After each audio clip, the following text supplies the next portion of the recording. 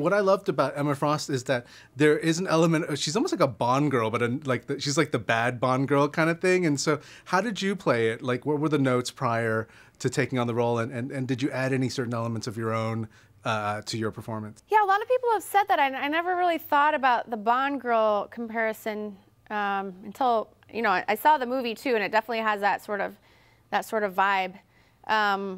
But my take on it was just to do the research of the character in the comic books, just to try to get as much backstory about her as I could, and just enjoyed reading the comic books for I hadn't ever been familiar with them, so just being as diligent as I could about learning as much as I could quickly before we started filming. And I think that my personal take on it was just that, even though it does set, this takes place it's set in the 62, I don't think that she is a woman of 1962. I tried to kind of make it more about her in the comic books, and that she's very confident, independent.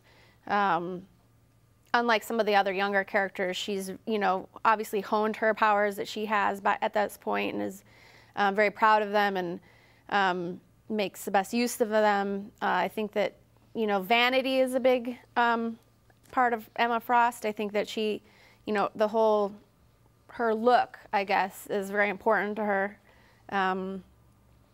And I just, sort of took more of a modern take on her and just what I was feeling mentally and emotionally. Was there any kind of, because there's so many awesome costumes that you get to wear in this, so by putting that on, did that help with your performance, and did you kind of use it almost like as an armor of sorts to kind of play your version of Emma Frost? Yeah, I think anytime you're doing, either a period piece or something where you're physically so different from your normal self, that it's a huge help in, what comes. I mean, it's almost like an organic thing. You collaborate with the hair and makeup and wardrobe people with your look, and then when you get into costume on the day and you go to set, you already feel you're halfway there. So it kind of, it's interesting to see what happens naturally with your body language and how you speak, and expressions and things that just kind of come on their own when you're already feeling like that character.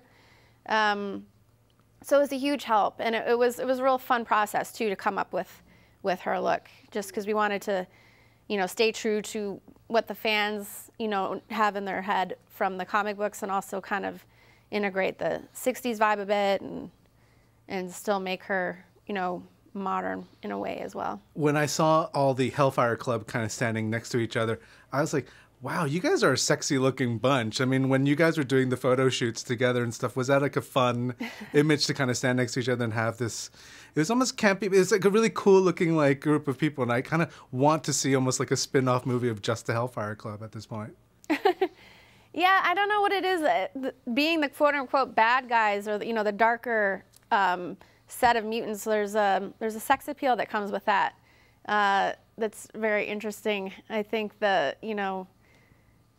we definitely embraced our costumes and the whole vibe of it, and just feeling like, we're, mutations, and we're very tough, and it gives you sort of a sense of confidence that, is very interesting. We had a lot of fun with it. We all embraced it, that's for sure.